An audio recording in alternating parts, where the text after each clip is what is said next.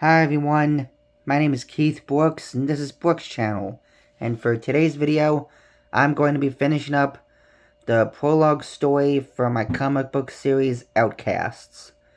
Now, I want to apologize for these not being very consistent. Like, these videos talking about the story tend to be weeks apart, and yeah, not very good at keeping up on it. I want to apologize for that. For anyone that's actually interested, these haven't been getting a lot of views, but I still want to do them anyway, just to, bring my story to the world and maybe see what people think about it. But yeah, this is going to be the third and final part of the prologue arc, and it's going to be about the fourth of the main protagonists, named Woody. At this point in the story, he'll be around 7 years old.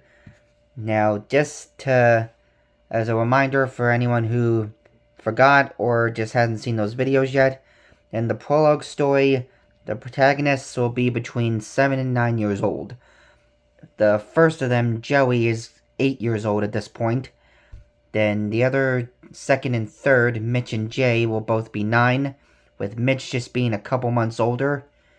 And Woody, the one we'll be focusing on for this one, will be 7, making him the youngest. Alright, now the story starts with Woody coming home from school. He's looking sad and he's got a bruise on the side of his face. And he comes in crying for his dad, who walks in and sees him and starts asking what's wrong. And Woody, he starts to explain how he tried to practice magic, like after school, like in what he thought was a secluded part of, like, the building. But then a bunch of bully kids saw him and started messing with him for it. Yeah, I think I've mentioned magic is a thing in this world, and Woody does have the ability to use magic powers, or mana as it's called, as one of the more common names, but he still hasn't learned how to properly use it. His dad, Woody Sr., has been trying to teach him. Yeah, but it was a slow process. Plus, Woody Jr. would only be 7, so not a lot of experience.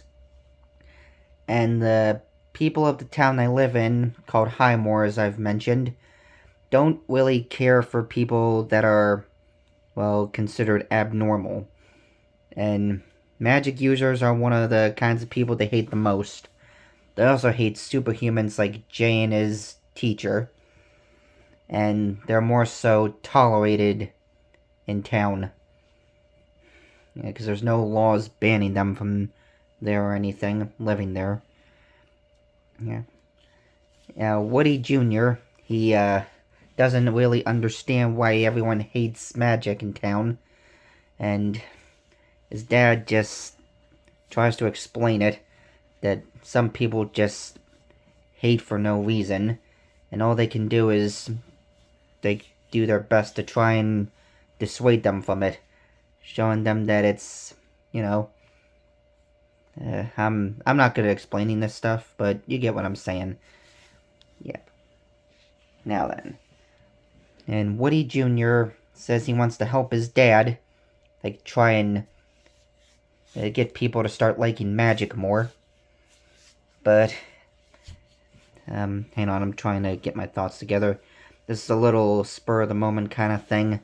I'm actually doing this not long before I get ready for bed. But yeah, Woody wants to help his dad show how, like, cool magic can be, and help to get people to accept it more. So after their little conversation, Woody Sr. says he has to go take care of something at work. He works at a mage guild in town that him and a handful of other mages in Highmore put together. But it's not very big. There's only like about 10 people, and they don't get a lot of work. Plus, guilds are kind of considered obsolete, because most people rely on like local police forces or bounty hunters. That's something for a later part of the story. Alright, that we'll cover. Anyway, after Woody Sr. leaves, Woody Jr. decides he wants to start practicing magic a bit more. His dad told him that they'd practice more when he got back, but he didn't want to wait. So, Woody Jr. heads out to his backyard and starts setting some stuff up. Up like a little target dummy. Then he goes to the other side of the yard, or more like a few yards away, and then tries to remember what his dad taught him about how to channel his magic. Tries to clear his mind, focus his breathing, put his hands together, and I'll show you how. It kind of looks something like this. Then tries to basically imagine himself shooting a stream of water from his hands. And that's like the first kind of magic his dad was teaching him, hoping that it would be the least dangerous. Because of stories about how one kid tried to practice fire magic and burned their whole house down, and another kid who tried to practice light magic and blinded their whole family for a week. Yeah. So he figured water would be the safest thing to teach his son to start with. Oh, Woody just standing there with his hands together, trying to focus on it, but no success. Then out of nowhere he hears someone saying, "Hi, what you doing?" And it ends up being Joey, who was walking by and saw Woody and was curious. Yeah, Woody gets startled by this because Joey was right behind him, hopped over the fence to the yard, right out of curiosity. And then Woody, understandably, wants to know who he is and what he's doing in his yard. Then Mitch and Jay come walking up, looking for Joey, wondering where he went. And then that's how they end up meeting Woody, who awkwardly tries to explain that he's practicing magic, thinking that the others are going to try to make fun of him. But then they're just wondering what kind of magic he can do, and wanting to see it. And Woody then explains that he's basically still trying to learn how to use magic. And then the others start trying to encourage him because they want to see what it is, what it's like.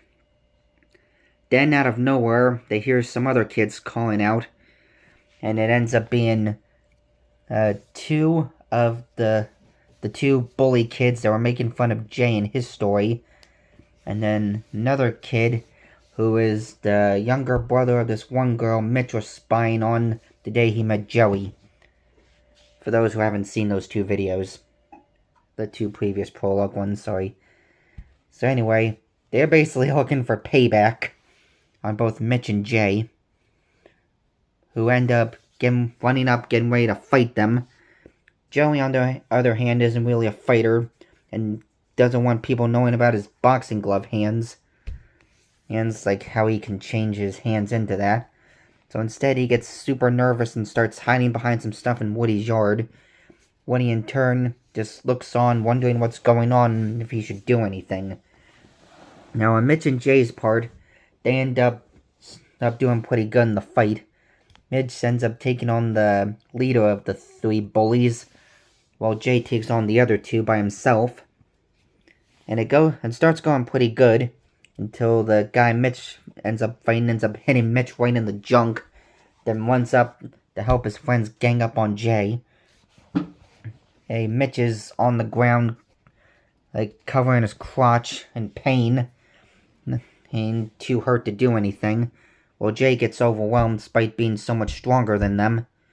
And Joey gets nervous and scared, wondering what he should do, with Woody thinking the same. And seeing them basically get hurt. Sorry, I'm trying to get my thoughts together.